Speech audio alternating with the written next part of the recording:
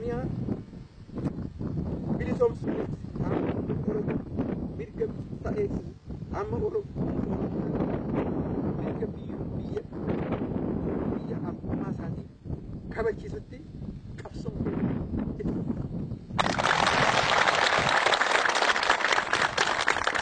barreessan qabsoo lammii isaanii alagaa isaanii qabsoo kan gochuu danda'an irree waraana bilisummaa Oromootiin ifa qabanii badu.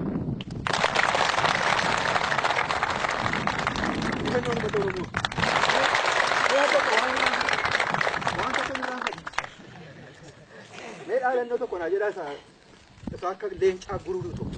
Waboo jirraa jirtu! Waboo jirraa jirtu! Abaawoon ajiraatu! Ajiraatu! Dagaagu! Dacha wabootiin uummanni Oromoo ni bilisooma! Dacha wabootiin uummanni Oromoo ni bilisooma! Dagaafi jilbeeffannu! Jilbeeffannu! Mootummaa Bashaa mootummaa Wayyaalee weerartuu gaafa Afrikaa taate gaafa Afrikaa keessaa jiraanna! Leewamsiifna!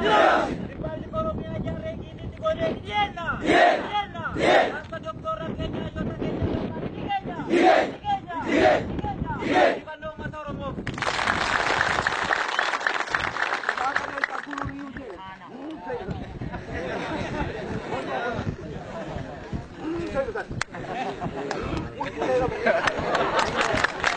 Agarsiisuu qabne diinee keenya kan alas jiru kan keessas jiru jechuudha. Kanaafiyyuu amma dhumarratti ni moona. Akkattu dhumarratti ni moona. Yeroo sadii kan jirraatti arginu. Akkin barbaachisa akkama jirraa ni moona. Wamaa jirtu! Jira! Itti dabaluu qabna. Wamaa jirtu! Jira! Tokko cibraa kanaaf tokko cibraa kanaaf hin kennu. Cibraan kun leenca, cibraan kun qirransa. Cibraan kun leenca yeroo sadi oboo jirtu yeroo hin jedhe jirra jedhee dhumarratti leenca al tokkicha. Lafa arguu qabu. Wamaa jirtu! Jira! Yeroo tokko lafa arguu qabu. Leenca.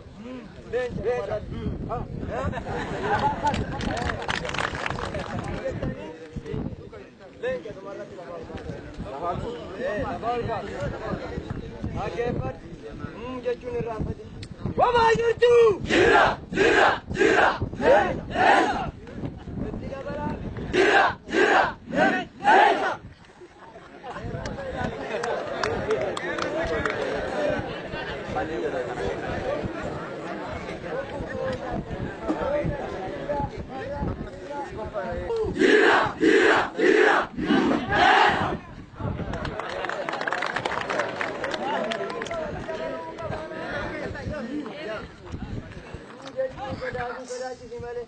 Wamaa jirtu! Jira!